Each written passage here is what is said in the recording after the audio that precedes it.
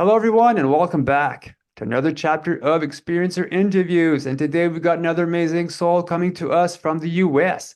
We have Dana Louise on board today. Dana is a wife of 33 years, a mother of two, and grew up in Fridley, Minnesota. As an infant, the Greys began to visit her in the crib. Then the entire supernatural and paranormal worlds dropped by to visit. She stayed quiet about her experiences because they were beyond weird. Now she's coming out of the cosmic closet with her memoir. This is going to sound weird. An awakening memoir of a woman's close encounter experiences, available on Amazon or Barnes& and Noble. She is also a food truck owner, Reiki master teacher, thought field therapist, death doula, moon dancer, and more. So, Dana, thanks so much for coming on. Hey, thanks for having me. I'm Hey. so excited to be here. This is awesome. So yeah, let's get into your story. Now, but before we get into that, can you talk about a bit of the environment you grew up in, Oof. with your family and how you were able to cope with the contact and all that? Well, to be fair, I compartmentalized it. Because the Greys showed up like when I was an infant in diapers. I remember even being in this like sleeping bag kind of outfit. I don't know if they make them anymore, but it's like it's not legs, it's like a sleeping bag and it had a zipper. And I was in that and had diapers. I'm just a baby and I'm in my crib. And that's when they started. And excuse me, there was there's just something of logic of that. This is wrong and this is otherworldly and this is different and outside of the 3D realm. Because my parents, nobody came in. I mean, like we can go into what happened, the scene and the scenario of when they visited, but I just organically knew like this happened, like this is otherworldly and this is my life. And well, as an infant, I didn't really say anything, but this happened for a number of years. And I never said anything to my parents because it's like I knew they wouldn't understand. I knew my siblings wouldn't understand. And in the book, I did get a confirmation by a woman who lived behind me in the neighborhood, and she remembers the vibrations and the humming and all that kind of stuff. And we do remember that we talked as children one time that I mentioned it to her, like, did you hear that last night or something? And she was like, yes. And I mean, I'm talking we're 4 or 5 years old. But there was just something about it.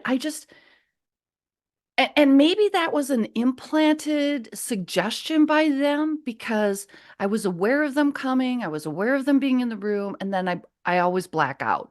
And there was many times when I didn't even know that they visited me, but after each visitation, I had like strange gifts or something. Like I could do strange things. Like I was shifted somehow energetically. And so sometimes I would remember them visiting and sometimes I wouldn't. But the next morning I'd be like, oh, I can do those super cool superpowers again. And so I'd be like, oh, they must have visited me, the night before.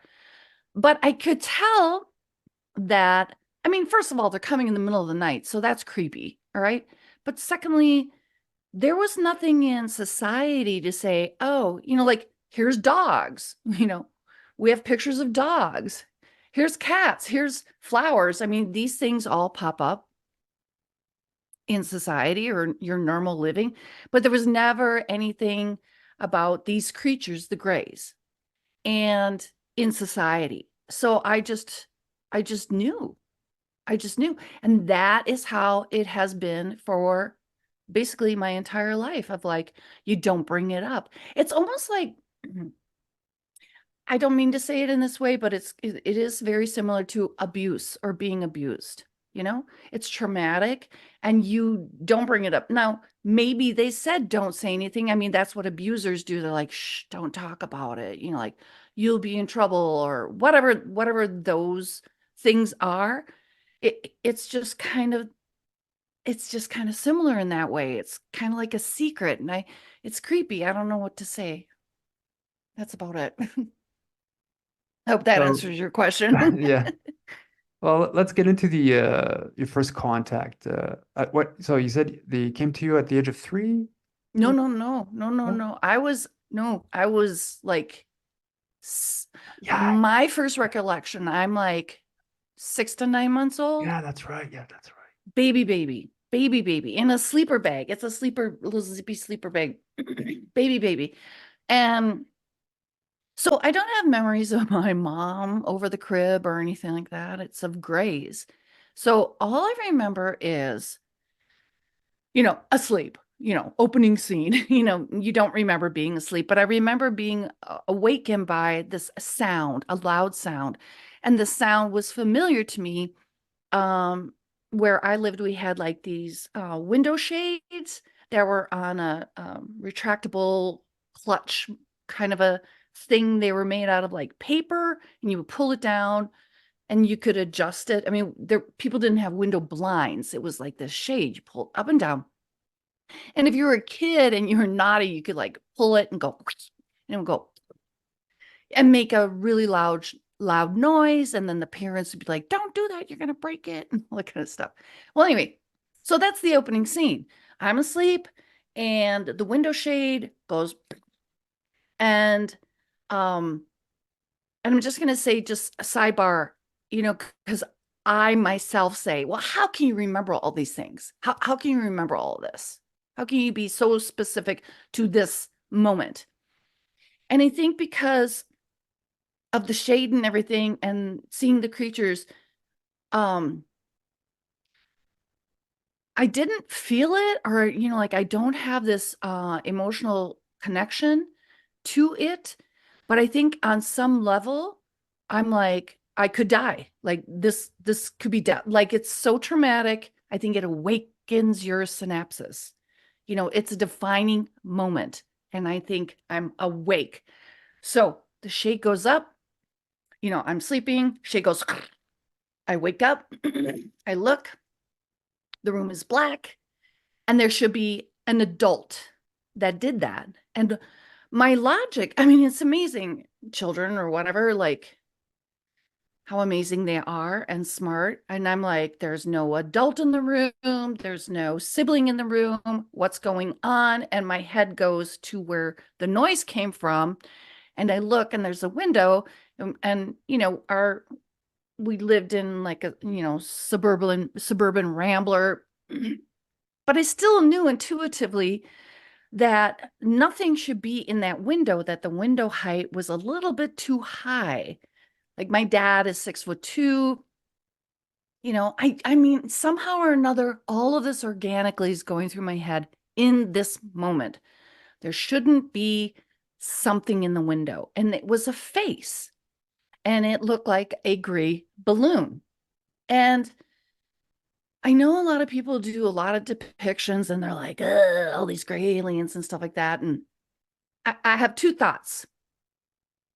Maybe my gray aliens were that softer, and other people see this, or did they shape shift for me to look more soft in features and not be so harsh looking? I don't know, because you could say gray alien, which is like saying dog or flower. There's a number of species. And I kind of, because so many people have different reports, is it that there are very many species, or is it that they shapeshift? Not sure. Anyway, opening scene, shade goes up. There's this balloon head, very soft features, really, really like a balloon. Uh, big black eyes, this weird flap skin of a mouse, kind of. I think the nose might have been just dots or something. And I just see that there. And then I notice I'm kind of like, like I'm hearing humming and vibration. Something's off in the room. And I'm seeing a spotlight going around. And it's the brightest color I've ever seen, like the brightest white. I don't know if I've ever seen a bright white light like that. And I was like, what? It was kind of a pin shape though. And it's going around my room. And I'm noticing that. And then I'm hearing some bumping, like it almost sounds like paper, but like bodies bumping together. But I can't see them. So I'm assuming they're on the floor walking around or something like that. And then the next thing I know, like, and I remember this, oh, it just gives me the creeps on the right hand side. The faces started to come over the crib that were like what was in the window. So now they're in the room, they come over my crib, just a number of them. End of scene. I black out. And so I'm a little baby, and this happens, and it happened a couple of times. But then as the years went on, this scenario, it evolved and changed because there wasn't the searchlight.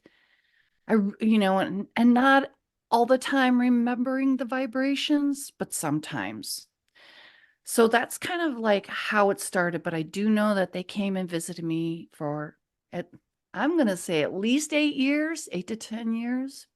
I think about 8, because there's a specific point in time something else happened, that I don't know if you want to get into, that I'm kind of like, I think this was the end of that whole episode. Anyway, hope that Now, answers your question. yeah, well, having these events, were you like growing up afraid of the dark or like, things under the bed, in the Hmm. closet, the window? Okay, I'm going to say I just took it. And, I feel like I call myself like a golden retriever, and kind of like how dogs, like they might be in pain, they just take it or something. I think it was just my life. And I took it, and I didn't know what else to do about it. It just kept happening. So, I mean, it's like, again, a trauma victim or something, but nobody was telling me not to say anything. I just knew not to say anything, and I don't know why. I don't know if that, like, again, if that was a hypnotic suggestion to me. And so throughout the years, I didn't bring it up to other people or anything, you just kind of take it.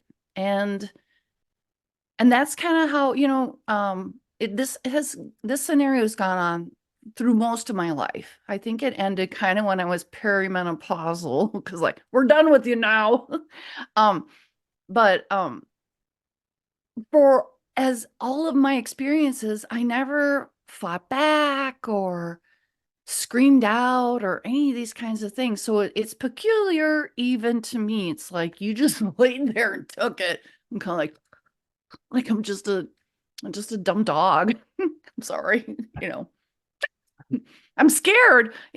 Well, at certain points, certain things, I would be frightened. I would be scared.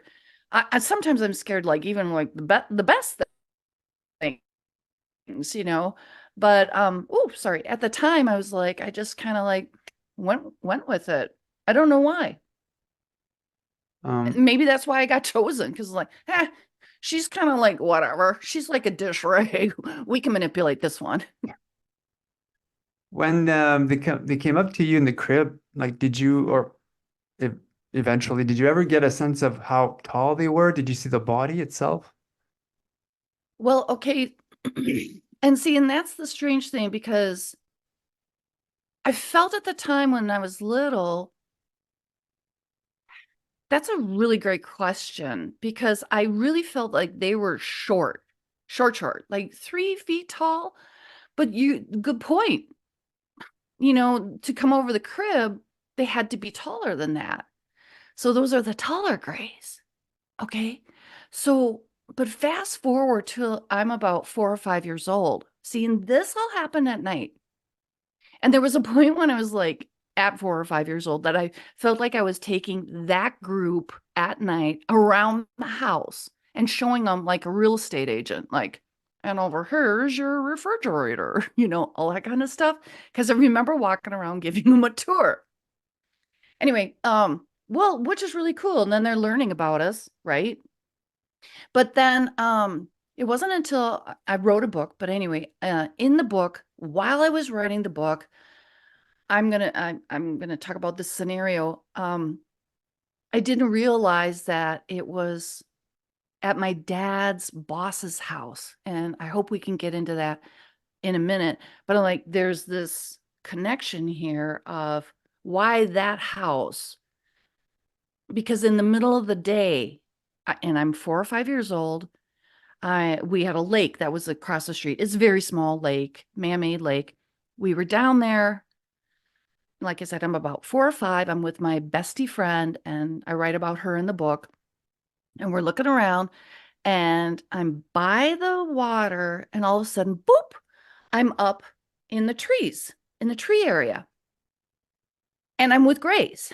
Now, those grays were about my height. So they were short. They weren't tall.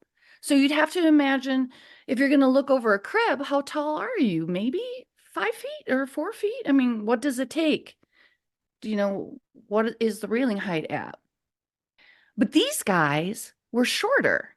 And I could, like, you couldn't see them. It's like, I couldn't see them, but I could see them. And they were about my height. So they were the shorter grays, and they tagged me. They brought me up on the hill. Um, Whatever went on, I'm seeing them, seeing them, seeing them. And then all of a sudden, boop, I'm back down by the water. And in that moment, I'm like, you know, I'm back down by the water. And then I look up the hill, and I wanted them to, like, come out, play with us. It's kind of like when I saw Close Encounters of the Third Kind, and the little boy's like, play toys or whatever. I'm like, shit. Oh, excuse my language. That's me. I'm like, I was that kid. I'm like, come on, you guys. I wanted my friends to see them and all this kind of stuff to, like, prove, because it was kind of like, oh, if I could. I mean, this was almost like an outing moment. Like, if I could have them come out and meet my friends, and I could talk about this and everybody would know, wouldn't this be great? But I was looking up there, and I sensed and knew that they were gone. Whatever troop it was gone. And then also in that moment, it's like, oh, wait a minute. My rear end, my backside hurt. It was like somebody stuck a stick, like really sharp stick above my buttocks, cheeks. And I was like, oh crap, I gotta go home, you guys. I gotta go home because I really hurt. It hurt. So I ran home, and went into the bathroom, and I had to even use like a stool to get up, because I used to have to use the stool to wash my hands, whatever. And so I used the stool, and I got up on the counter, and we had this huge mirror. There's a full length of, like, the sink and all that, 50s Rambler. And then I pulled my pants down to look at this area, and it was like not bleeding or anything. It was just kind of like this indentation. Um, So anyway, that I'm assuming is a tag, and it got better. But so yeah, thank you for bringing that up, because it's like the ones that came over my crib. I mean, I don't think the one in the window was that tall. I mean, like, somehow he might have floated or whatever, because that's really tall. I should go over to the house and measure that. Um, but these other guys came over the crib, so you're not short. But the ones in the woods, they were short. They were my height. And I was kind of a tall, precocious in growth. I was a tall child, but, not that tall to look over a crib. Anyway, I hope that gives you enough detail. Yeah, no, that's good. So they spoke to you telepathically. Oh, yeah. Yeah. Everybody does.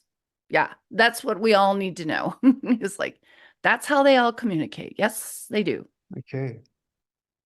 So you said that you gave them a tour of the house, so you actually remember that going Oh, in. yeah. I showed Wow. them my dogs.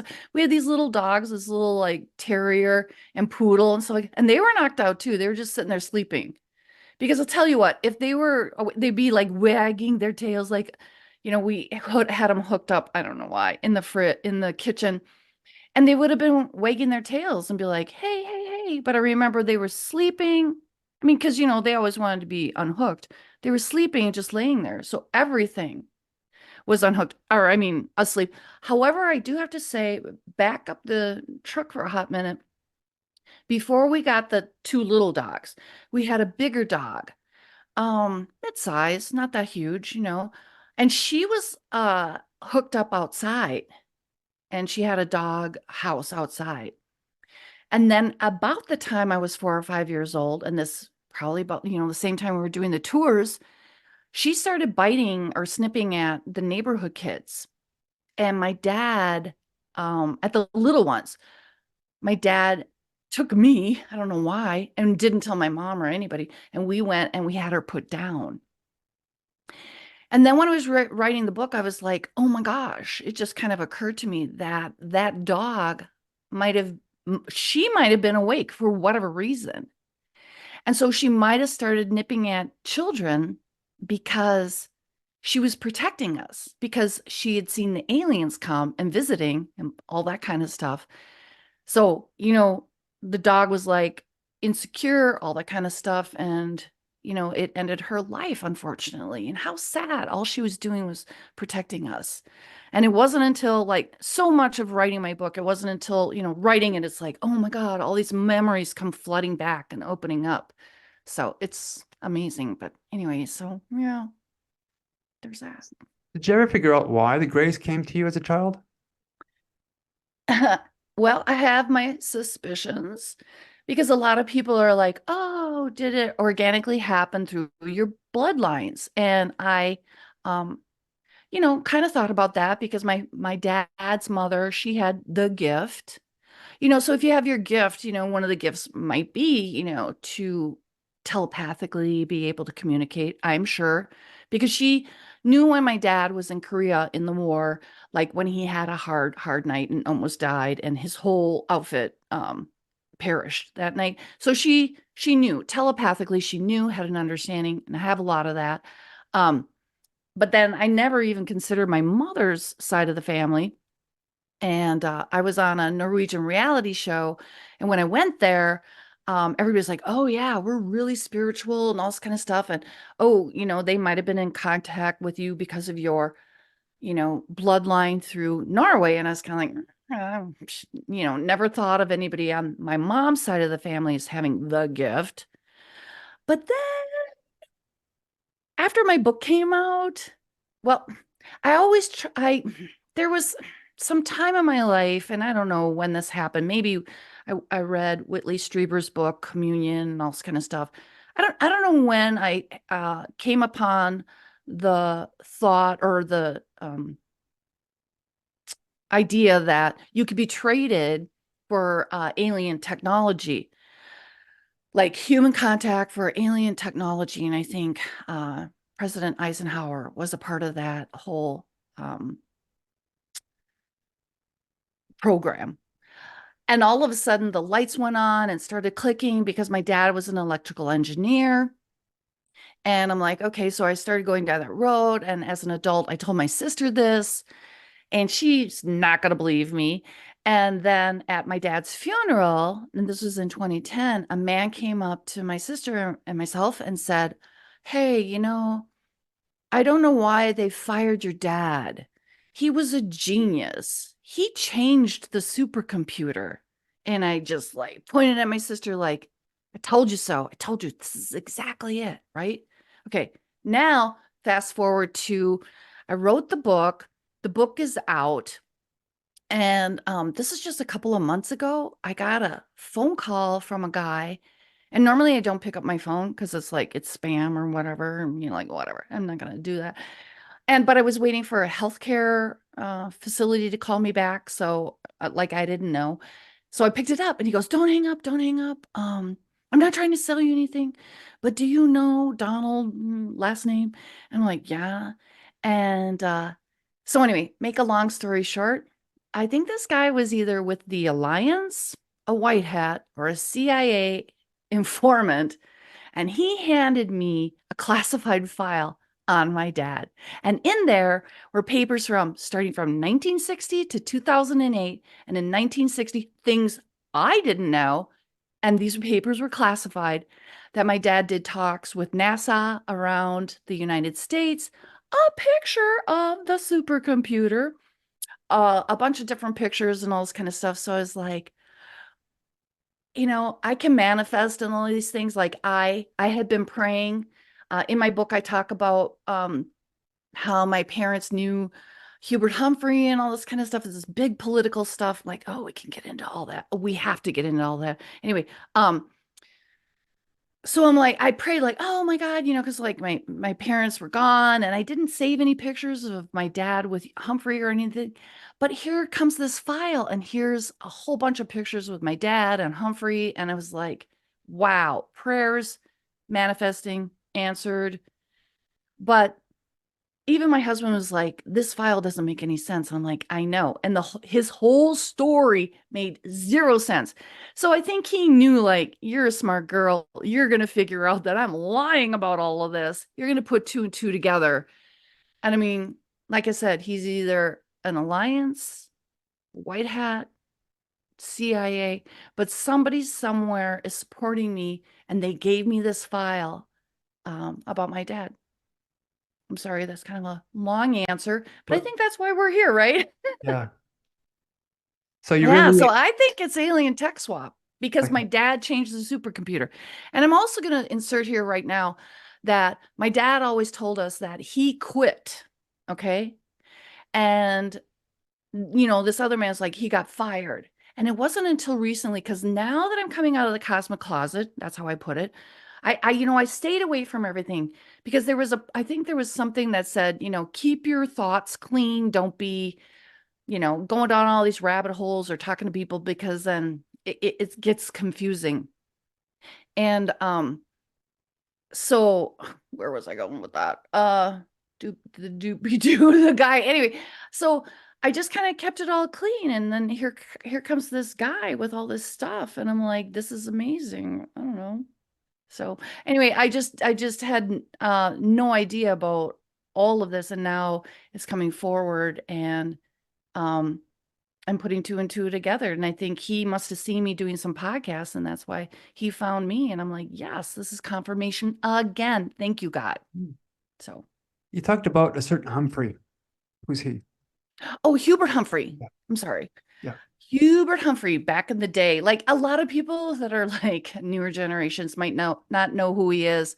I'm sorry, because I'm a boomer, so it's like that's my world. So he was a politician, ran for president. Was he vice president? I don't know.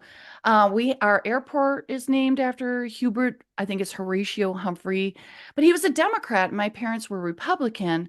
But Hubert always, like, my mom was tickled pink that Hubert knew her by name, because we had a very unusual last name that I keep private, because I don't want everybody hunting me down or whatever. But her first name was Jordis. I'm like, that's an unusual name. And why are they so, friendly? So let me get into this subject or story really, really quick. And I don't know if you can see this or whatever. Oh, I don't know if I'm holding it up Yep, yep. right. There you go. All right. So if you look on there, which is amazing for a name tag that they have the date and everything, and it says presidential visit, Rochester, Minnesota, um, October 29th, I think it is, 1970. I don't have my glasses on, whatever. Special guest, and then Dana. So what happened was, again, this is a whole, is there alien technology swapping, blah, blah, blah, blah, blah. I'm about 8 years old, and my parents take me out of school. It's, probably about, 10 in the morning, 11 or whatever. They drive us down to Rochester, to the airport, park the car, go in, pick up the name tags, and then we walk out to the tarmac. And we're standing there, waiting, la la la. And all of a sudden up pops Air Force One. Here comes Air Force One, and out walks Pat Nixon and Richard, Tricky Dick. And Pat's got a single red rose, and she's walking towards the crowd. The crowd kind of opens up, because I'm not the front of the crowd. I'm a little girl. And are there other little 8-year-old girls around here? No, I don't think so. Anyway, so the butts part, she walks up, she's got a single red rose, sub rosa, and she hands me this rose, and then she kind of like marches off. I think Dick did a talk or something. I mean, like I didn't even pay attention to him. I was just focused on her. She brings me a rose. And then there weren't TV cameras there, but there was the media, like KSTP, WCCO, and all those, and they had the radio and the newspapers, blah, blah, blah. So they interviewed me, all this kind of stuff. But now I'm writing the book. I'm back to writing the book, and I'm like, oh yeah, like what is that? And my voice when I was 8 years old said to me, keep that name tag, keep that name tag. Like the voice has always like really been helpful to me to navigate my life. And it's like, keep that name tag. You're going to want it. You're going to need it. So I did. And, this single red rose. And now I'm sitting writing the book. I'm like, holy crap and holy. Was that a Freemason symbol? Is that sub rosa? Was that the end of my term with the gray aliens? Or was that just a thank you or a nod or I don't know why. But also, so it was after I was writing the book. Yeah, I think, or was it during? I'd have to read my book again. I don't even remember. But during that time, all of a sudden my voice said, hey, go into the presidential diary. And I'm like, the president has a diary? And it's like, yeah, go look. So I'm looking, I'm like, oh, presidential diary. And then I look up this day. And because they make a note about, oh, at 8:45, he had a bagel, whatever. I mean, everybody can look it up. Go look it up. It tells you everybody. He talked to Haldeman and all this kind of stuff. But on the flight manifest from this Air Force One came from Illinois, I think it was Illinois, to Rochester, and then Rochester to another junket. Everybody and their whatever is listed on this flight manifest. Number one, it says the president. Actually, I have it right here. It's like the president. And then all these people, just random people. I think there's like 40 people or something. People. Yeah, 42 people or something like that. But Pat Nixon is not listed on the manifest. She's not on any of the flights, which I'm like, okay, wait, this is kind of creepy. Like, because there's a little secretary dude or someone that like types this stuff up at the end of the day, like, blah, blah, blah, and we got to know. I mean, this is an official paper, right? Why is Patton? I'm like, it's okay. Like, if he was doing it in the moment, like, let's pretend there was like the internet back then, and like, okay, maybe he forgot Pat Nixon on the first flight, but certainly somewhere in the day they would put her back in.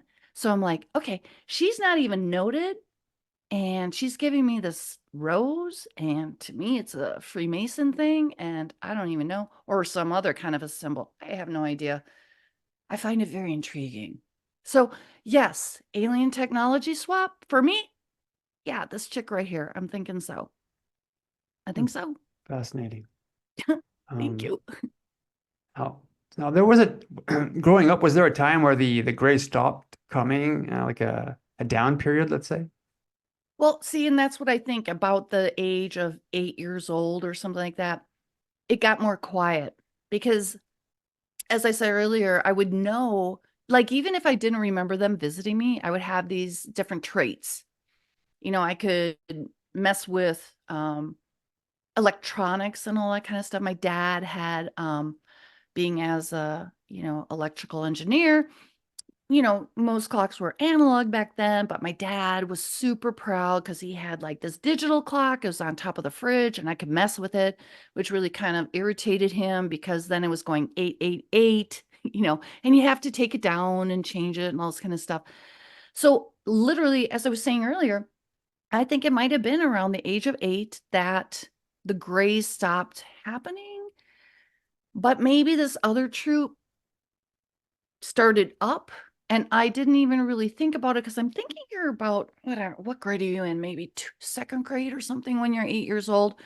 But I remember about that time, I would make a drawing of like a stick man, but with crazy swirly, like balloon shaped arms and legs and all that.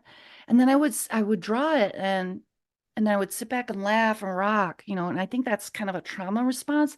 I would make this drawing and I would like laugh. And then as an adult, I don't know if we want to fast forward all this time. Um, I was met by two different species in one particular night. They came and collected my husband and my DNA. But when I first saw this dude, and Whitley Strieber has seen these, I think they're the same people in Close Encounters of the Third Kind. I think this dude is a trope. He's like, I think that this is Jack Skeleton or Jack Skeletor or whatever you want to call him. Mrs. Peregrine's home for whatever children, like the skinny guy. And all of a sudden he starts to come out towards me this particular night from under a light. And I was like, oh crap, I know you. I know you. And like in that moment, I was like, you're the dude that I used to draw pictures of. So I think the grace stopped right about that time, the time that I got the rose. There was a lot of things that happened that year. And then I think these guys took up. But I didn't know about them. I wasn't consciously aware, but subconsciously, I must have been aware because I was drawing pictures of them, right? And having a trauma response. So, and some people say, "Oh, don't you want to get hypnosis and everything?" Pretty much no. I've suffered enough. Um, Maybe I'm intrigued. There's a couple of things that I'm intrigued. Was I off-worlded? I mean, I know I've been a part of like the ships at night and on the water. I've been a part of that whole thing and all the vortexes and blah blah blah. But did I live a life that I was off-worlded and came back? I don't know if you're familiar with this, where they can take you 30 and and you back. can, yeah, like you can go and like live so many years, like decades, and then they bring you back to the exact same minute. Um, and I kind of think that kind of happened to me because how would I know so many things and be able to do so many things if that didn't happen? So it's just so great that after I've done the book and I've come out and now I'm like talking to people and a bunch of other weirdos and people are messaging me like, oh, the pieces are all starting to connect. Mm, yeah. And it brings me peace because even while writing the book, like I didn't know all this stuff, like I didn't know. And that's, I wanted it to be organic that way. I wanted to be benighted. I didn't want to know. I wrote it from just my experiences. I had more questions than answers, but I'm starting to get some answers and meeting the community and everything like that, and such as yourself. It's just calming me down. It's helping. Yeah, I know. It is Yeah. healing though. Um, Yeah. Now, you said that they came to you and your husband. Now, at what age did this happen? And could you like get into the how things happened? Yeah. Um, So I'm thinking my kids are probably 5. So if my one son, like, he's pushing 30, so I'd say at least 25 years ago, maybe a little more, because to me, I feel like it was just yesterday. Maybe I'm 40, like, I don't know, do the math, something like that. Let's see. No, no, no, I'd have to be old. I don't even know. I'm 62 right now. But so 25, 62 minus 25, blah, blah, blah. Let's go there. So all I know is that my kids are small. And at this time, we live in, suburbia and the 3 bedrooms, like what architect? The 3 bedrooms are all right there. I'm sure, yeah, you could respond to your kids, but it's not really good for a Saturday night or a Friday night when you want to be intimate with your spouse. So what we would do is we'd make some daiquiris and go downstairs and we had a pull-out couch and we'd watch TV, and have like a date night while the kids could be upstairs. And I bring down like the baby monitor in case and blah, blah, blah. But I know I didn't have the baby monitor. So the kids were a little bit older, like 4, like 6, 5, blah, blah. But I would, we'd have our date night, but I'm not sitting there like wearing lingerie all night or whatever. Like we're conservative, and so I would wear t-shirt and shorts and all that kind of stuff. Uh, and socks because I was not premenopausal, so I was hot, so I used to, or cold, so I used to wear socks. So I had socks, shorts, underwear, bra, t-shirt, and you'll understand why I'm describing this in a moment. We're, had our date night. We would make a fire And so the embers are going on in the room. Both of our heads would be on the pull-out couch, right? But all of a sudden, I wake up and I'm upside down. Like my head's upside down and my neck is hurting. And I open my eyes. I'm like, what the hell's going on? And I'm witnessing upside down. There's only one doorway into the TV room where we're at. Only one door. And I see these little fire plug, like they look like logs. I actually have a picture of them. I like, dude, because you asked me to draw a picture and I don't know if you post them I will. better, but anyway. Yeah. But anyway, so this is the picture. Thank you for asking. And I think it pretty much came out good because I'm not good at drawing. Anyway, I can do some things, but I'm not good at drawing. Anyway, so here come these little things and they're like trudging. They're trudging because they look like, I call them Sigmund, the sea monsters or something like that. And they're trudging into the room. They don't really have arms. Their feet are kind of like ET's feet, just the flappy thing. ET's kind of, ooh. Anyway, so if you kind of squish ET and made him into a log shape, but these dudes are only about this tall. They're little. And they were square in nature and sharp looking and did not look nice.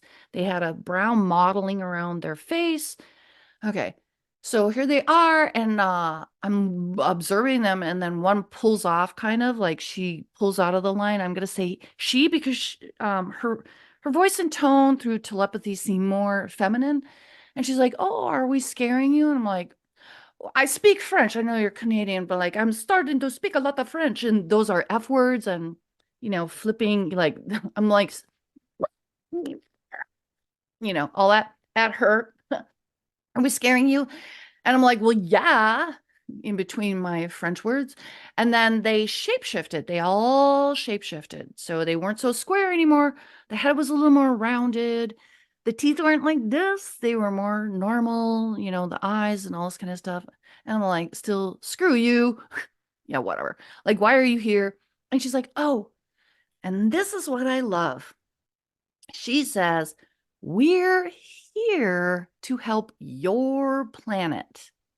So, and backing up to the Greys when they came and visit, just so you know, I never saw the spaceship, but there was lots of humming and vibrations, and I'm going to say I met the neighbor lady behind, and she confirmed that she remembers the humming and vibrations, which is like Travis Walton, I think his name is, the humming and vibrations, because most people say ships don't make noise, and that's probably true. There's probably lots of different ships. There's lots of different cars, right? Anyway, so she's like, we're here to save your planet. Now, how did they get here? I have no idea. Is there a vortex in my basement? Probably. I've done a lot of things to close that up. Did they come from a spaceship? Maybe. I have no idea. I can't tell you because I didn't see it. So just to be fair, I don't know. We're here to save your planet. Okay, you're off world. All right. And they're all trudging like, where are these little guys going? Like did they have like risers? Like they're all standing on a choir risers? Because there's a lot of them coming in. I don't know where they're all going. So I'm dealing with her, and then I'm like, what the hell's going on? Excuse my language. And I'm realizing that I'm frozen. What do you call it? There's a word for that. Whatever. Paralysis or whatever. I'm like, snap. Paralysis again, because that would happen. But I've learned how to like fight through it. So I'm like, because my neck's hurting. So I'm trying to get my neck back up on the mattress. And I'm like, yeah, there he is, my husband, who harumps and harumps if I just like roll over in bed on a normal night, like, oh, why you're waking me up, and all crabby light sleeper. But of course, when any entity shows up, he's dead to the world, which is hilarious. And I get it because that happens to everybody. Anyway, so he's dead to the world, and I can see him now. I'm like, SOB, like, why can't you be awake?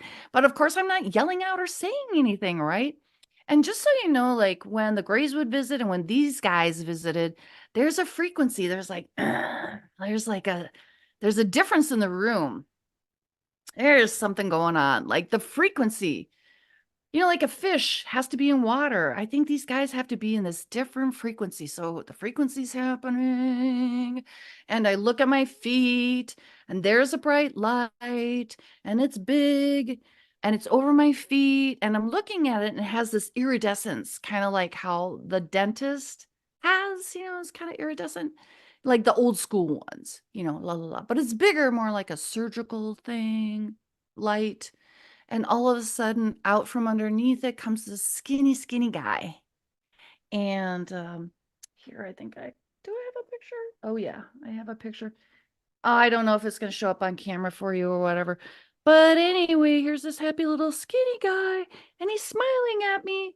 And when he's smiling at me, I'm like, you are speaking more French, because I'm like, I know you. I'm talking skinny. And it's hilarious because he's wearing black Speedos. Like, I've never seen an alien wearing clothes before. So his hips are probably about, like, just so you like, about this big, like a hamburger. Like, so he's just tiny, skinny, these little itty, like, where'd you get those shorts anyway? Like Walmart, whatever. Like, this tiny, tiny. And his arms are like skinny, skinny, long, long, spaghetti, like Jack Skeleton, right? Skinny. Not that skinny. That's a little profound, but skinny. And, he's naked except for his little shorts. And I don't think he's packing a lot of junk. And I don't even know if he's got nipples. And his skin looks like plastic almost. I think it's like super smooth. And he's smiling at me. I recognize you. Ah, you're the jerk that I used to make pictures about. So I think they used to visit me, and I had no clue. So here he comes. He's coming towards me. He's coming over me. And end scene for Dana again. I black out. La la la. All right. Wake up the next morning. And again, if I had to like flip my whole body around, my husband would have woke up. To flip my whole body around again, yes, he would have woke up. But he didn't. Okay. So I'm like, did that happen last night? And I'm checking, I always have a systems check, like, doo, doo, doo, doo, doo. I'm like, oh, snap, I'm naked. And here's the thing, we always put our clothes on because we have kids, and I have sons, 2 sons. I am not the mom that's going to be naked or wearing lingerie. Sorry, more conservative. I put my clothes back on, and I'm sorry, back then I even put my underwear on and my bra. It's just a tube bra anyway. It's a little light skirt, whatever, but it's not like fancy bra. It's like a sports bra kind of a thing. And I'm like, I don't have any, and I don't even have socks on. Come on. I can't go to sleep without my socks. And I'm like, oh, snap. Oh, okay, let's go look. So I look over the bed. Oh my God, there it is. Socks, shorts, underwear in the shorts, bra, sports bra inside the t-shirt. And it's all as if my body had melted and just left it right there, which I'm like right away, oh, there you go, contact. There's a clue, because I heard through the grapevine, maybe it's Whitley Strieber's book, that's what happens to some people. Their clothes fall off. Kind of like cocktails. Oh, and your clothes fell off. Clothes fall off. La la la. Like you melted. And I would not do that. And first of all, if I was going to take my clothes off, let's just say I had some psychotic event, me, like I would either fold it like a mom and put it down folded nicely. That's what moms do, right? Or if I was being my wild self, I would just throw that stuff everywhere, right? If it's like, nobody's going to sit there and put the underwear back in the shorts and the bra in the, in the top. Nobody does that. So I was like, oh crap.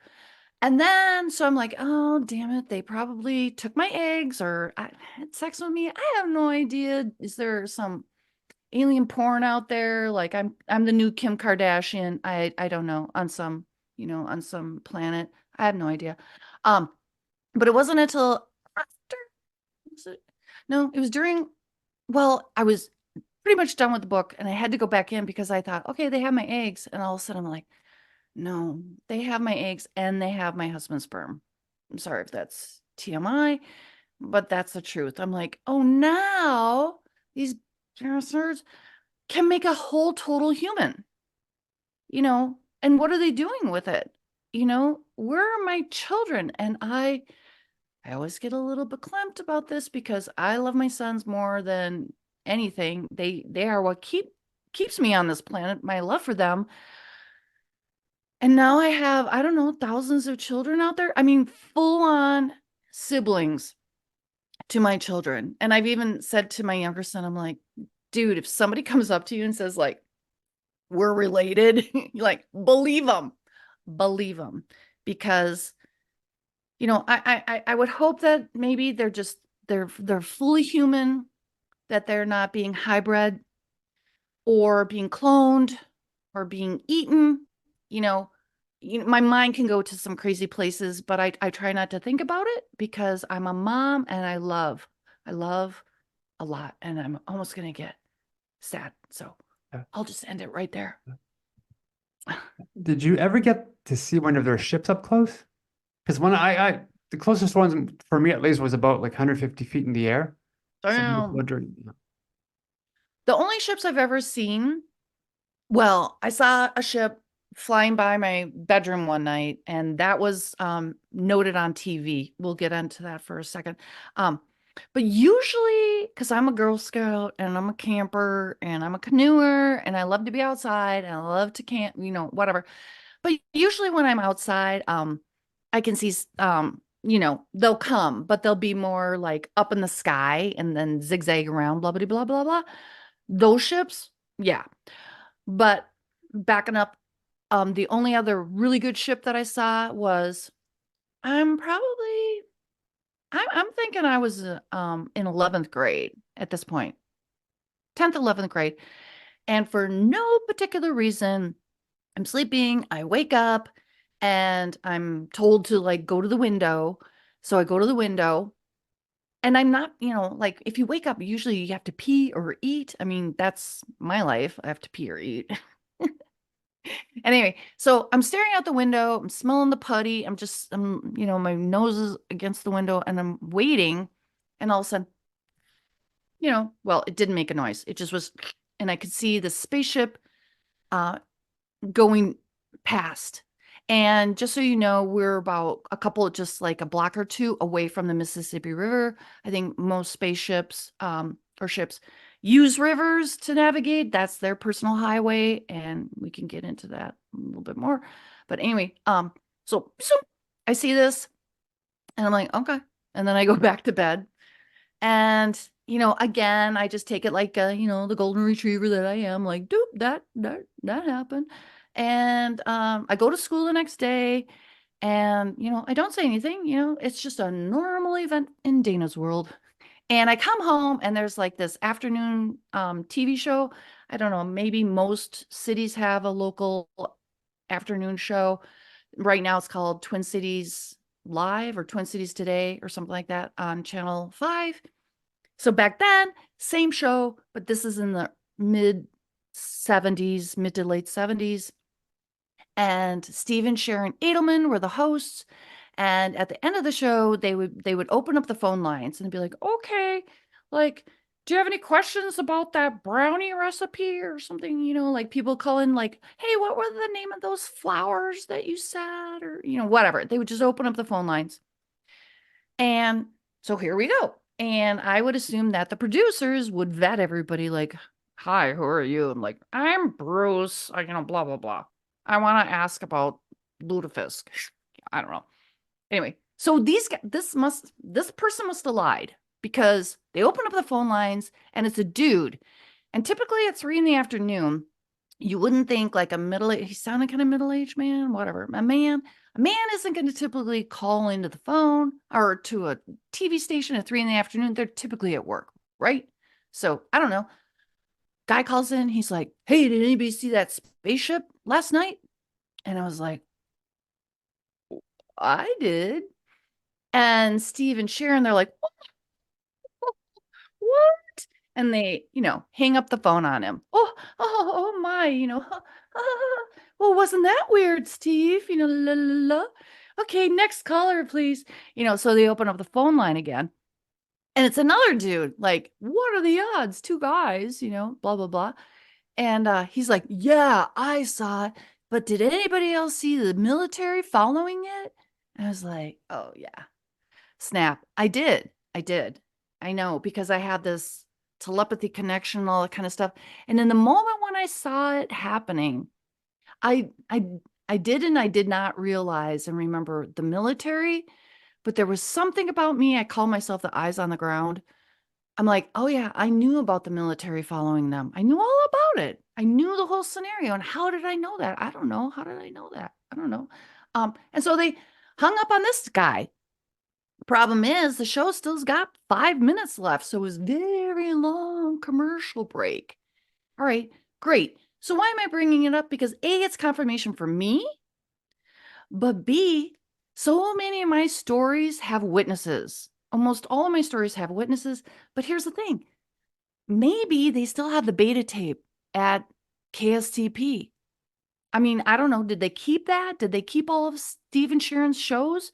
Because somebody would be able to find it where these two guys called in. So I'm like, everything I have to say and everything in my book, because my book is it's too much. There's too many things in there. It's almost like, you know, people can't accept it, or it kind of goes over your head because it's just so much stuff. But everything, it's like, no, come. I ask you, let's go to WCCO. Let's find that tape. Some of the other things, let's find this. Let's do that. I am open and willing and excited and interested to prove all the things that have happened to me. Because I'm like, bring it, you know? I'm not gonna run from it. So yeah, that's sitting on a shelf somewhere. And that's a UFO experience, you know? So have I seen the ships up close, such as you have? No.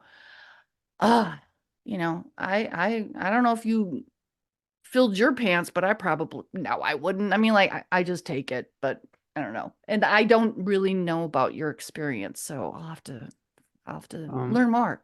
you talked about vortexes. Now, are you Oh talking yeah. about like wormholes, portals? Yeah.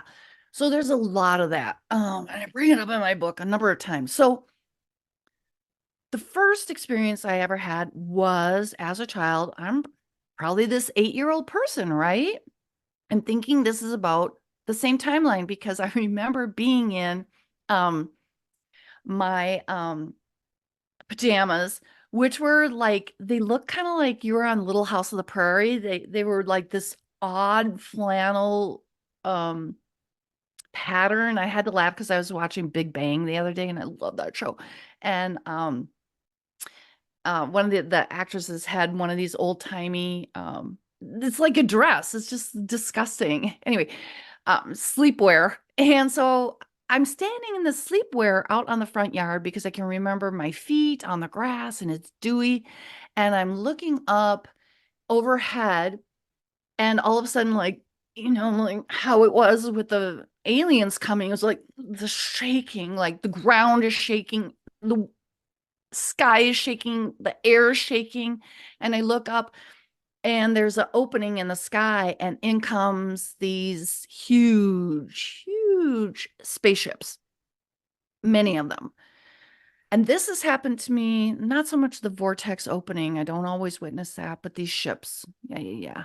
And they know I'm there. They can see me. They know I'm there. And usually I can see who the commander is or who's in charge. Somebody usually sees me. I usually see them. A lot of times they try to hide behind clouds. It's not like the things that you see on the internet, like, oh, it looks like a spaceship. That's baloney. Like they hide behind the clouds, and the clouds are random, at least in my world. But anyway, so in they come, and then I felt like they were the other force or the black hats, and then the white hats come in and they try to like meet them and like push back. Sometimes it's not really fighting. It's just I don't really know what's going on. So this has happened to me throughout my life, and I think the last encounter I had was 62 now. I'm thinking, like deep into menopause. I think Trump was still president, and I do think this guy was a white hat because he came in a smaller ship, small like the size of a car, and literally above the ground. And it was kind of like a tip of the hat, like, see you later. Thanks for all your help. But I'm kind of like, hey, am I gonna get like some benefits from that? Like, some government payroll. Anyway, No. But anyway, so these things are happening. These things are happening. It's very triggering for me when I watch some Netflix shows. Also, they do these things on the water, just so you know, like huge, huge, like the militia, it's like I don't know the insignias. They're foreign to me. Um, but I was watching this latest thing on Netflix, the three body problem. I think that's what it's called. And there was a scene where they were in this big, huge boat and it was like going down the Panama Canal. And it triggered me for a memory of being in one of the ships. Because a lot of times I'm hiding on the ships. I don't know why. I don't want them to see me. So I don't know if I'm with the Federation, the Galactic Council, to just watch that everybody's being fair. Dignitaries come on and off these ships via helicopter and all that kind of stuff. Anyway, so when I saw this three body problem, I'm like, oh my God, disclosure, because I remember the scene of being on a boat like that. I was in like a cafeteria and the background, the scenery going by. I'm like, oh snap. So was I really in the Panama Canal? Or, I should look it up. What does the Suez Canal look like? I'm like, and why is the government there? What's going on over there? If it is Panama, like there's got to be some stuff. And just so you know, all these ships, they're harvesting. They're harvesting souls, they're harvesting energies. Um, that's my understanding because I've been on the ships.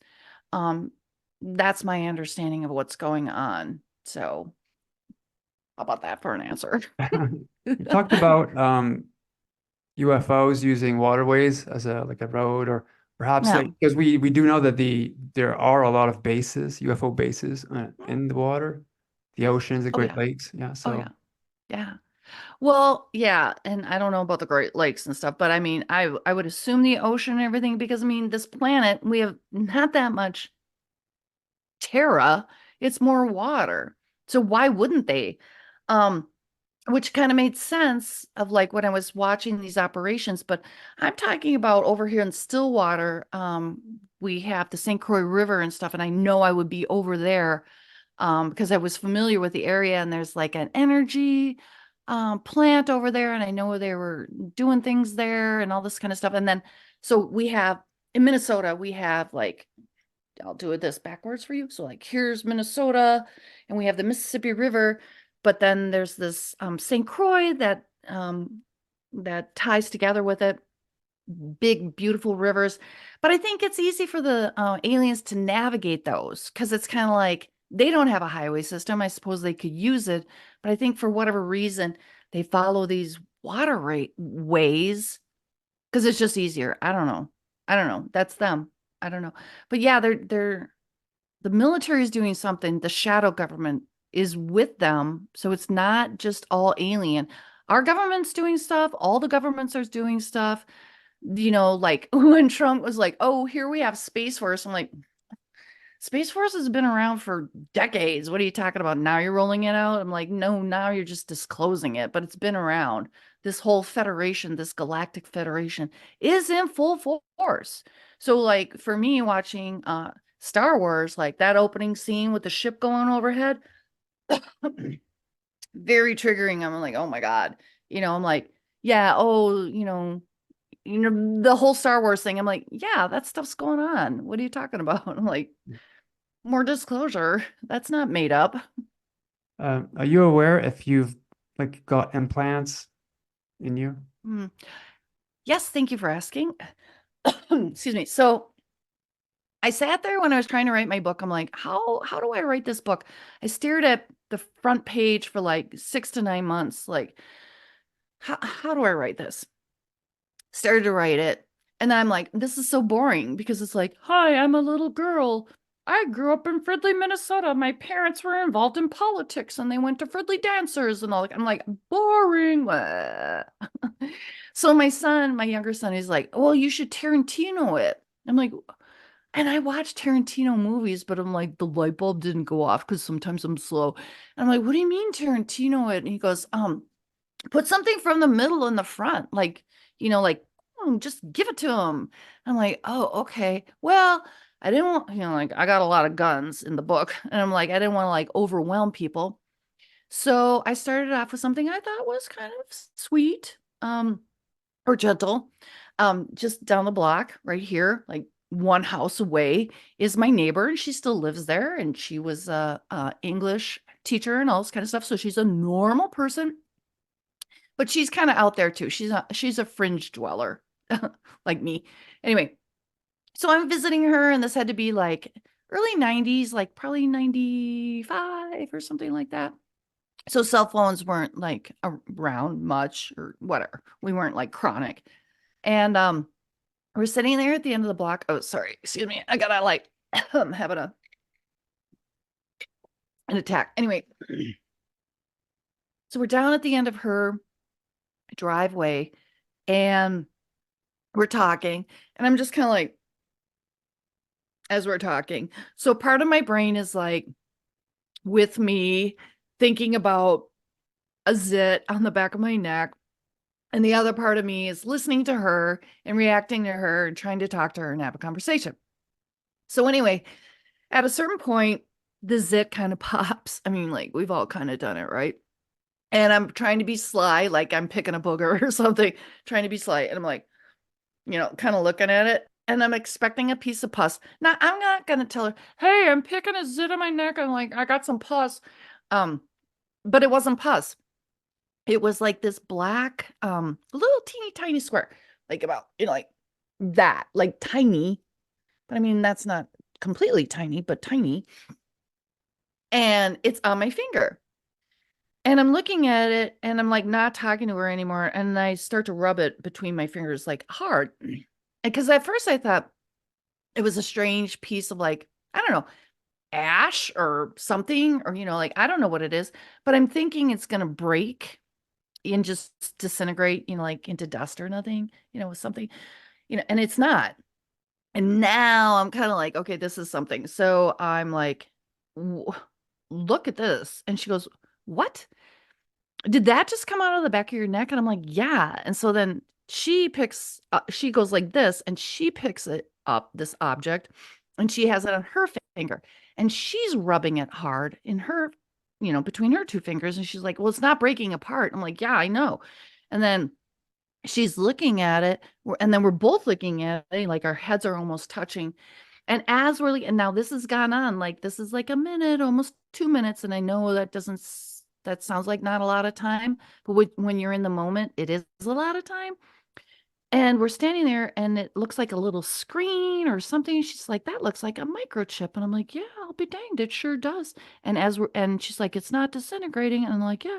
And then all of a sudden it just evaporates. So here it is. We both did this. It didn't break apart. And then like a minute into our session, it disintegrated all by itself. And then we were like, whoa. Because here's the cool thing. I call her Linda in my book, but that's not her real name. But anyway, she had suggested to me, you've seen some aliens. Like, so she was the first fringe dweller to come out and talk to me. She's my neighbor. And she's like, she suggested to me, well, you should go to this one woman. Her name was like something Wentworth or whatever. She does alien extractions. And I'm like, well, I don't know if I have any implants or something. And then I was thinking about those gray aliens when I got booped up and down, like that thing in my rear end when I got stabbed. I'm like, that could be an implant. I don't know. Um, so, and then here was this thing on the back of my neck, but I'd been going to these sessions and paying this lady. And so I'm like, dang, okay, well, I guess I got my money's worth. So there was a physical implant that we actually saw, because I think a lot of them are etheric or on an energy level. And I think that's what this woman was removing for me. But Lyndon and I saw an actual physical one. Now, was that from my buttocks? Did it travel all the way up my spine and came out my neck? I can't tell you. I can't tell you where it came from or what it was doing. Was it a control device or just a tracking device? I I always say I have more questions than answers, but that's why I'm enjoying coming out now with my book, because I think other people have the answers like, oh yeah, that's this, they know about it. There's other people that know about it. And that's what I'm loving about talking to you, because I'm telling people my story and they might feel better about their world. Some of these things that happened to me might have happened to them. So yay. But then it also helps me because I'm like, oh yay, now I'm putting all the pieces together. And I never thought that that was going to happen. Never in my wildest dreams did I think the world was going to catch up to me. Yay. And I almost feel like I'm too late now because like everybody's talking about it, right? Does that answer your Yeah, question? yeah, it does. Um, Yeah, so now I've had implants that I know of and seen physically. Yikes. growing up and up until now, did you ever have these like paranormal events happen to you? Because I know you've had these shadows beings also come to you. Right. I mean, my book is full of it. I'm like full of it, but I mean full of them. Like all kinds of paranormal and supernatural. Um, yes, and vortexes. We got to go back to vortexes and holograms and stuff like that. Some really good stuff on holograms. Anyway, so wait a minute. Um, your question was not vortexes, not holograms. What was it? Growing up. About the paranormal ghost stories, Oh yeah. poltergeists, and let's talk about Oh the yeah, you said plan. Shadow Hatman. Okay. Yeah. So I literally went to this seminar, blah blah blah. I was a Reiki master teacher, blah blah blah, and everybody's like, "Oh, you should go and get your minister's license." And this is back in the early 90s again. And la la la. So I attend the seminar. At the end of the seminar, I mean, I'm a Reiki master, so I'm learning about um breathing into your crown chakra and all this kind of stuff. So this guy at the end of the seminar, and he's back in the Twin Cities again. I'm like, really? Oh. Um, he goes, okay, like here you talked about all the kinds of things, but now I want you all to come up forward and I'm gonna blow into your crown chakra and I'm gonna give you this attunement because now you're gonna be forever in the holy order of Melchizedek or Melchizedek, however you want to say it.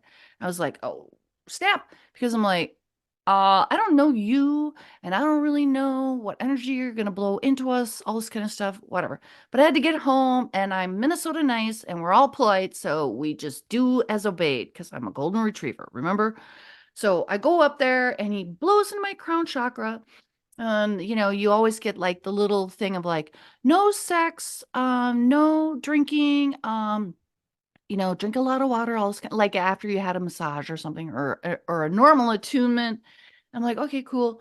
Um, but I don't want it. So I go home and how do I tell my Muggle husband, yeah, we can't have sex or drinks because I got an attunement, honey. Anyway, so yeah, the whole date night goes on because I'm like, let's screw this up. Like, I don't know what this is. I don't care.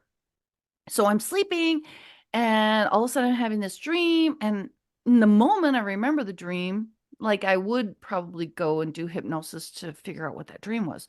But in the dream, I'm like, I'm dreaming, I'm quiet. I'm like, out of the ashes comes a phoenix, out of the ashes comes a phoenix. And then it like gets like more and more and more to the point of where I sit up and I yell out, out of the ashes comes a phoenix, and yeah, my muggle husband should have woke up, right? Because I can't even move without him waking up. He doesn't wake up. So I'm like, oh no, something must be going on. This is terrible, right? Because I'm a chicken. I'm a big chicken. And I can feel it over my right shoulder. I'm like, oh God, what is it? Aliens, what? I don't know. And I look behind me and I was benighted. I had no idea. Floor to ceiling, there's this dark shadow figure and it's wearing a fedora and a black cape, which is just like I think there's a port alcohol that has this figure. Anyway, um, floor to ceiling, shadow guy in the corner, fedora, cape. I'm like, oh my God, I'm scared. So I use my cloaking device, which is a cotton sheet. I throw it over my head and like slink back down. And I try to go to sleep because I'm like, you're either gonna eat me, and like, okay, you know, do your worst, like, because I'm just a golden retriever. And I go to sleep And then all of a sudden I wake up. I'm laying in a pull-out couch. So we're kind of low, not like a normal bed height. And I hear this little mommy. I'm like, what? Mommy? I'm like, yeah. It's like my little baby, and he's in his diapers. And I'm going to tell you this little kid. He was born on 11/11, right? So when he came out of the chute, I'm like, oh, snap, you are an ancient soul. And he is an ancient soul. And even other shaman are like, oh, he's an ancient soul. Like old, old. Me too. But anyway, old, old. Anyway, well, he's older than me. Anyway, so this little baby, like he's such a hilarious guy. Like when he was a baby, he put himself to bed to take a nap, like in his crib. You'd be like, "Where is he?" And you go and look, and he's taking his own nap because he's an old fart, right? Anyway, hilarious. So this little guy, he's in his diaper, just a diaper. So he had to have walked around the upstairs in our bedroom. I mean, why did he wake up? And he's walking around. This has never happened before because he's an old fart. Grandpa doesn't do this. Gets up, walking around. Tummy surfs downstairs to find us, and his diaper isn't even wet or anything like that. I know because I'm like, what? And my baby goes, who's that man standing in the corner over there? Like, oh shit, you can see him. Yeah. And so like I just like scoop up my little guy, and then I hide us both under my cloaking device because it's so good, and the dude's still there, like he doesn't see what we're doing. So I don't know.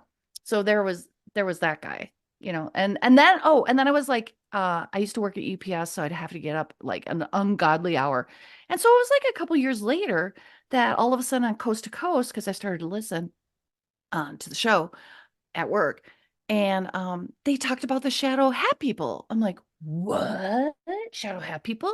And so I ran home, like, and the internet was new, and I Google, like, I don't even know if we had Google, but anyway, somehow or another, I found a website, and sure enough, there were these shadow figures. Now, do I think this guy was awful or bad? I don't. I actually think of the movie What Dreams May Come with Robin Williams. And I think it was not Jurgen Prochnow. It was some other dude or whatever. But he was kind of like like they were like boating, and it looked like a library, and there was water, and they were like going with this boat. But the dude was actually wearing kind of an outfit that looks like this shadow hat guy. So I kind of think like this guy was a watcher, but why was he watching me? But maybe he was like upset that was messing up the attunement. Again, more questions than answers. But anyway, so Yeah. that's my shadow hat guy Cool. story. I've had 5 shadow beings in my bedroom. Ooh. Yeah, Did the red eyes or anything? no, they didn't have any hat. They were like, imagine looking at a football player. So you're only Oh. seeing the silhouette, but it's the Mm-hmm. entire body's black, more Mm-hmm. black than the night, but you could see through it. And so huge, Oh. broad shoulders, and where their neck was the on their neck was or let's say on their shoulders Mm-hmm. was a really big round helmet, really Oh. big helmet, like more elongated but very big. And there were 5 of them. We just before that we had I had a black hole appear in my bedroom doorway. My fiance at the time woke up with a man telling her while she was sleeping telepathically EMP nonstop, electromagnetic pulse. So something was happening at the same time. The black hole was there. We fall back asleep. Well, she was like a gray abductee as a kid, and Oh. so I wake up. Eventually, I'm facing her. I'm super drugged up. I wake up. There was enough light coming in from outside because of the street lights and then the moonlight and all that in the bedroom. So I'm seeing, these 5 shadow beings in the bedroom. I'm being drugged up. I'm able to say hi with my hand. As soon as I do so, to say hi, I black out. I wake up. I realize I'm standing. I'm wearing hospital robes because I'm looking downwards, and I've got like I'm barefoot. So I'm naked with the robes Oh. on, and I realize that, and I black out, and I wake up the next morning. So that was my like event. Do you think they were like astronauts? Like they had a helmet on? Like they came through this black portal Portal, yeah, yeah. and they had the helmets, Some say it's maybe? my lab. Misha Johnson said it was my lab, but I don't know. What's that? Military abduction. Oh, Yeah.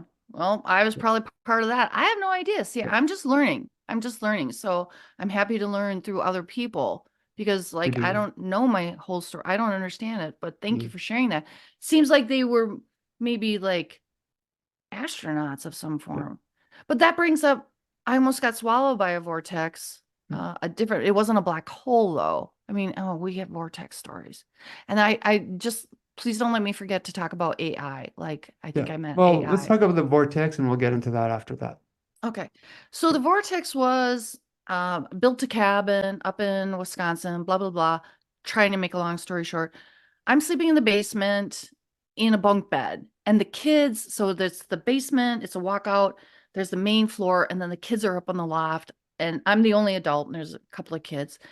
And I, so this bedroom, I built a queen bunk bed, and I'm on my left hand side, and I'm facing the wall. And behind me is the door, and probably about this much space. So I don't know, 3 feet, 4 feet, you could just walk around the bunk bed. The room is small, it's a cabin, right? So, and there's the door. And so I'm facing the wall and I'm asleep. And all of a sudden in front of me, I'm feeling like this vortex swirling in front of me. And, remember the little dogs we used to have? The dogs would, after a while would sleep with me and the poodle go around and around. They make a circle, circle, circle. Can't figure it out. Like, go to sleep. So I thought it was that. I'm like, oh my God, is Sugar visiting me? Is she a ghost? Blah, blah, blah. But I open up my eyes and there's nothing there. And as I open up my eyes, I'm feeling the blankets are being pulled across my body really tight, like pulling, like somebody's pulling the blankets off. I have them tucked, on the other side of the wall, the bunk bed, really tight. Somebody's pulling these blankets. I'm like, oh, somebody's in the room. Somebody's pulling these blankets. And I'm like, I don't want to look over there. But the thing of it is, on the wall is this swirling colors. It's like somebody had a disco light. And I'm really like, it's not in front of me. I can tell it's a reflection of what's going on behind me. And I'm like, oh, what's happening? Okay. And I realize I'm in paralysis. I'm like, oh, of course, here we go. So now I'm fighting the paralysis. I'm fighting through the paralysis. I'm seeing there's something on the wall, and I want to look over my shoulder. I'm like, why do I want to look over the shoulder? And I finally am able to turn. I break free of the paralysis. So I'm awake. I'm like, this paralysis stuff, like people are like, oh, you're totally asleep. I'm like, that's baloneyism. They've never experienced it. Because you're fighting for your life when you break out of it anyway. So I flip over, and there it is on the wall is this huge vortex, and it's colorful and it's swirling and it goes wherever I don't even know. And a lot of people are like, oh, why didn't you go in it? Or why don't you put your hand in it? Well, I'm sorry. Why don't you go in it, Carol Ann? Carol Ann, throw me the rope, throw the tennis ball, whatever. Like, okay, that's cool, but I don't know. You don't know. I have more questions. If I put my hand in there, would I not have a hand suddenly, or would it suck me in? Like, no, because immediately I'm like, is this naturally occurring, or is this the government trying to off me? Are they trying to off-world me? Because I would believe that. That was my first thought. Okay, so there's the vortex, and then it just kind of faded. Nothing happened. I was kind of scared. Or there's some little monsters that were pulling the blankets. I don't even know because I don't know if the vortex was pulling the blankets. I think it was.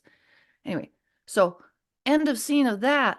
But then I'm writing the book and I'm like, blah, blah, blah. I'm like, this is Danbury, Wisconsin. And then I'm like, oh my God, yeah, there's a casino there. Like it's about 3 miles north of the cabin. And the casino it's called Turtle something or another now, Turtle Island or Turtle, whatever. Now, the casino. It's nice. But back in the day, it was called Hole in the Wall Casino. And I'm like, oh, snap, because it's on native soil. Hole in the Wall Casino. I'm like, oh, was that a vortex? Like the Native Americans know that there's vortexes in this area. And that's why it's called Hole in the Wall, because there are vortexes in Danbury, Wisconsin. Because you know how we have them in, the Southwest, the Navajo and everybody, they talk about it, but I never thought about Danbury. And just so you know, look up Astalan in like Wikipedia or something like that. There's pyramids in Wisconsin. There's pyramids. Astalan is there's a big, huge pyramid. You can go and see it, but nobody knows about it. Nobody talks about it. And there's pyramids and lakes and stuff like that over there. So it doesn't surprise me. Hole in the wall casino. And actually, yeah. So I don't know where I would have gone. Maybe I would have popped out in New Mexico or something. That would have been hilarious. But hey, honey, you know. But anyway, so that's that vortex story. Blah blah blah. Hey, how about we get into the AI stuff? Okay, yeah, that's a good one. All right. So why I'm calling it AI, because now that I've written the book, I'm like, oh, okay. Well, AI is in our faces today, even more so in this last year or whatever, I feel. So the thing is, I was sleeping. All of a sudden, I'm like out of body. I'm above the planet. I'm sorry, flat earthers. I saw a globe. And all of a sudden, a dude is talking to me and he's talking to me. I'm like, you're talking to me? And blah, blah, blah. And he's like, oh, we have classes out here. We come out here all the time. I'm like, oh, this is the 80s, 80, 89, 89, about that. And oh, we have classes, blah, blah, blah. And later on, I did attend the classes. I went back, this is for real. And he's like, well, you don't believe me, do you? And I'm like, and I love it when I start to argue with other people or entities, because then I kind of know it's real. It's not me hallucinating or imagining, and I don't hallucinate or whatever. So he's like, here's my phone number. And I'm like, what? And it's 10 digits because he's in California. I'm like, dude, I don't even have a pencil, whatever.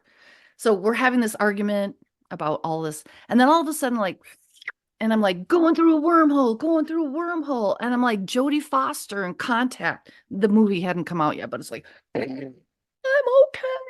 I'm okay. Literally, it was like that. And all of a sudden, I was like, boop. And I land and I'm looking around and I'm like, holy moly. And it's black, black, black. I know I'm in outer space, right? Because I was above the planet 2 minutes ago or a second ago. Black. But I noticed right away, there's no stars. So I'm on the edge of space. Call it what you might, but I'm on the edge of space.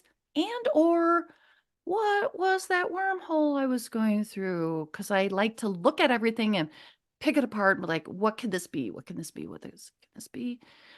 And all of a sudden in front of my face is this huge skull. It's crystalline dots. It's just dots, but they're shining and it makes the formation of a skull. And it's huge. I mean, it takes up my entire view basically, except for the edges where I can see that there's no stars. And it starts to talk to me. And I'm like, what? And so we're talking and communicating and it's just basic, but this guy is like, rah, rah, rah, rah, rah, rah, rah, rah. Remember the other lady, alien, and like, okay, she's female. This one, and like the dude, and he's like a normal guy at a coffee shop. But this is very, rah, rah, rah, talking, talking, talking, blah, blah, blah. And I'm like, how did I get here? Like, we're talking for a few minutes. I'm like, how did I get here? And it said intelligence. And for all of my life, I'm like, my intelligence, your intelligence, intelligence. What do you mean by intelligence? And then in that confusion, in that moment, because it was like, huh, all of a sudden, and there was like, boom, no wormhole, no traveling. I literally bounced in bed like I got thrown, like literally my body raised off of the mattress and the mattress shook and I landed. Okay, so I wrote about this and I'm like, wow, was that like Metatron? Was that a law? What was that thing? La la la. And all of a sudden my voice is like, it said intelligence. And I'm learning that artificial intelligence has been around. I'm like, we're getting it now. We're being exposed to it now. But it has always been around. If you want to talk about the divine spark, about the God spark, about who we are as souls, beings that have soul, the opposite, doesn't nature always show you the opposite is true? There's always the yin and the yang. So if there's soul, there has to be non-soul, artificial intelligence, non-soul. So I believe now, see, and I feel like this is the beginning of like all of these things that have happened to me now. This is like my second book of like all my discovery since I put the book out, or my voice is talking to me more now because I'm being exposed to more. I think that was AI, because I feel like even on this planet, I think that this is what AI does. Like, I don't know, look up Marvel Comics. Some entity will come and it'll use up the resources of a planet, and then it goes back off world. So, and that's what we're all kind of afraid of right now as humans, that what is artificial intelligence going to do with us? Do we need to be afraid? What's going to happen? Blah, blah, blah. But also, I always knew, like, all this artificial intelligence, there has to be a point where it gets bored and it moves off because it's so intelligent. It's done with us analog beings. So I feel like that thing was artificial intelligence, because I said, how did I get here? And it said intelligence. So I don't know. I'm sticking with that one, at least for the next 6 months, until I hear a better argument, because that's how I roll. If I hear a better argument, okay, I'll listen to it. Let's roll. Yeah. Did the ETs ever share like a message with you about like the future of the planet? No. I mean, maybe, but I'm not privy to it in my memory banks, like my conscious memory banks. I don't know.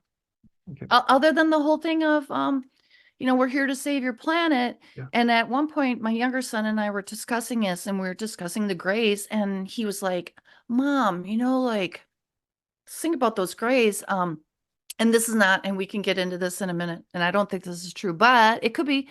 uh, what if something happens to our son, and um we as humanoids need to go into the caves or something like that, or blah blah blah, and our skin gets gray and our eyes get bigger because something happens to our son? So maybe the gray aliens are humans in the future, and this is how we energetically or biologically evolve, is into gray aliens or something like that. I mean, we play around with these thoughts or theories, like, what if, what can it be? We try to be, what are the facts? What does this mean? All this kind of stuff. So that's kind of where I've gone with that. Other than your kid that saw the Hat Man, did your children ever have like contact with the beings? Well, my older son, he reported to me that he saw a being a couple times. This is going to sound weird, right? A school bus. And the other kids were around, and this being would look at him and be engaging and just be smiling and not really talking to him. And I just said, you just shut that shit down. Like, don't talk to it. Like, don't. Like, no. This older child also was telling me, as a child, as an infant, like very young, probably 5, oh, Mars is a military planet. I'm like, where are you getting that from? I mean, we're sitting here watching No Feet and Something Bear, whatever. Like, we're watching all these children programs with gnomes and stuff. Like, where are you coming up with Mars as a military planet? Why are you telling me this? And there's this being on your school bus. Um, but I think he kind of naturally shut it down, because I'm like, you got to shut this stuff down. And then the younger one, who saw the Shadow Hatman with me, there was one night that I woke up and there was interaction about to happen, and then I stopped. I mean, that was like I stopped that. I'm like, nope, nope, nope, nope, not on my watch. And I've, like, you just, like, once I met Linda over here and stuff like that, she's been so helpful to me, because she showed me all these modalities and things. And I've met other people to be like, how do we work on this on an energy level and contract level? Like, all the things that you can do to be like, I am not engaging with you people. I'm protecting myself. So I started doing all those things. So it was like, shut the ball down. I started doing all that stuff. Anyway. Okay, well, let's call it a day. I've had loads of fun. Do you have like a perhaps another story or a closing statement for everyone? Oh, closing statement. Okay, to wrap it up, frequency. This world is frequency. Um, and a part of frequency is our emotions and our feelings, and anger and hatred is a part of that. And I feel like the powers that be are out there and they're wanting us to hate one another. And the best way for us to fight that is to be find our own personal joy, happiness, stay in love, be kind to one another. Um, Remember to be playful, hop, skip, go out there and skip for God's sakes. Go skip and have fun, blow bubbles, do all these things, but be kind to one another and do random, secretive, random acts of kindness that bring you joy and bring other people joy, because that's how we bring the light to this world, and that's how we get rid of the darkness. And then we win, because this is a holy war, and we are fighting. We're fighting to bring the light. So I don't know if that sounds a little bit too much, but just be nice and kind, okay, and do random acts of kindness to people. Well said. Beautifully Thanks. said. Yeah. Thank you. Dana, thank you so much for coming on. I love your energy and your Thanks. enthusiasm, and it really it came out today. So thank you so much. Thank you. It's so good to meet you, because I think like we could go on the best camping trip and have a blast. It would be so much fun. So I appreciate meeting you, and to everybody out there in your land, in your world, I thank you all. I appreciate it. Thank you. Thank you. And to those watching, hope you enjoyed today's show. I'm your host, Mr. Great. More interviews coming up, and I'll see you guys next time. So take care, everyone. Hello, everyone. This is Mr. Great, and thanks for watching today's episode. If you are an abductee, contactee, or experiencer, and you believe that your story could help others, please feel free to contact me through my YouTube channel email. When it comes to experiencers, the ET phenomena, and the future, remember, truth will out.